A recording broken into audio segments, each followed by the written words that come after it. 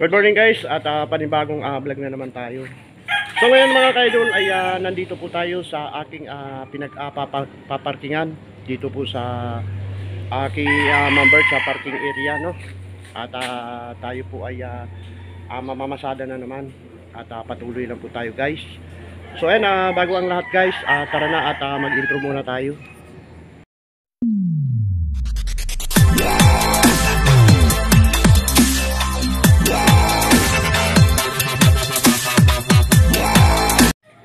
Good morning mga kaidol, no.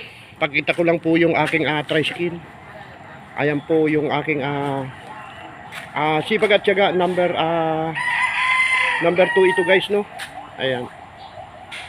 At ito nga ay medyo luma na, no. Hatik ang aking atrapan dito guys, no. At hindi pa nga tayo nakakabili ng pang-atrapal kasi sunod-sunod ang gastusin po natin. So ayan guys, original na trapal natin. Ayan guys, ayan yung pinangtataki po natin pagka umuulan. At ang ating bubong ay gawain na rin. Ayan guys, at araw po ng Miyerkules ngayon, magpapalit po tayo ng tricycle kasi nga po ay ito ay coding. Ganitong kulay guys, pagka ganyang kulay ay araw ng Miyerkules yan, coding. At ito namang isang ating tricycle ay white, Sabado po yung coding yan. Ayan. Ito po yung sipag at tiyaga number 3 na ating tricycle, no. Yung sipag at tiyaga number 1 ay naibenta na po natin dahil sa kinapos tayo sa pira. Ayan. Ganda ng lugar dito mga kaidol, at ito nga po ay probinsya, no? Dito po ito sa may kahabaan ng Di Lazaro at papasok dito sa may Kilamambert. Ayan. May mga saging pa at laki na nga bunga mga kaidol ng iba. Ayan, kamias po ito, kamias, no? Ay, may kamias dito guys, Ayan. Kita ba guys yung bunga? Tabi-tabi po. Ayan. So ayan, at tayo ay maghahanda na.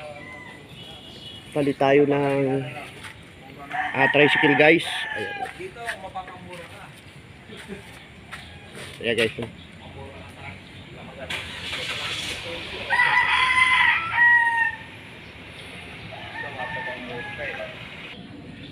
Ganda ng sikat ng araw guys. Ayan po, at paano pa lang yung araw.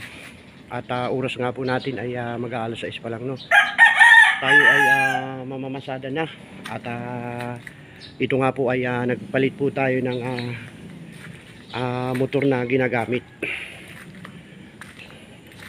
So ayan guys, at na-rehistro na rin ang aking sipag at tiyaga number 3. Kaya ito po ay legal na ibibiyahe po natin guys, no. Ayan. Katibayan po. Ayan. 2020. Excuse me po. Nakaubo ako guys, no. Medyo luma na guys ang ating motor. At ito nga ay kulang sa alaga sa paglilinis kasi nga ito nga ang aking karamdaman hanggang ngayon ay may nararamdaman pa rin tayo, no. Ito yung guys, yung aking isang tricycle na gamit kahapon. Ayan nga po, pagka hindi siya gagamitin ay tinatanggalan ko siya ng upuan. At yung upuan na yan dito ay iisa lamang, no, kasi ako lamang po ang lumalabas. Ayan po yung upuan na galing doon. So yan, bago ang lahat guys, at paantarin muna natin to, itong tricycle na to. Paiinitin bago bumiyahe, susukatin ang langis para matingnan kung may langis ito, no. Ayan. Ayan, 1 week muna siya dyan na nakapahinga kasi walang driver ito. At ako lamang ang driver ng dalawang tricycle ko na to guys, no. So ayan at tara na at paandarin po natin. So ayan guys at umaandar na po ang ating isang tricycle na pamalit doon sa Sipag at Tiyaga number 2. At ito nga po ay Sipag at Tiyaga number 3, no guys, no. Ito po yung may-ari dito sa parking area guys. So, ayan. At bibiyahe na rin po siya si Ma'am Bird. Check out Ma'am Bird. Pinawisan ako ng todo guys kasi medyo matagal umandar yung aking tricycle, no. Ayan. Pero maging ano pa man guys ay napaandar na po natin, ano. Pakita ko lang sa inyo guys ang napakagandang daan dito sa may amin, ano. Ayan guys, so probinsya ang dating. Maraming puno ng malunggay guys, so wow, yung malunggay ay napakaganda na, oh. Sarap agulayin yan guys, no. Maganda na ang mga dahon. At dito ay pwede tayong humingi dito kay Ma'am Bird. Ayan. Sarap kulayin yan guys, kagataan. Ayan. Sampalok guys. Ayan. Mangga. Ayan.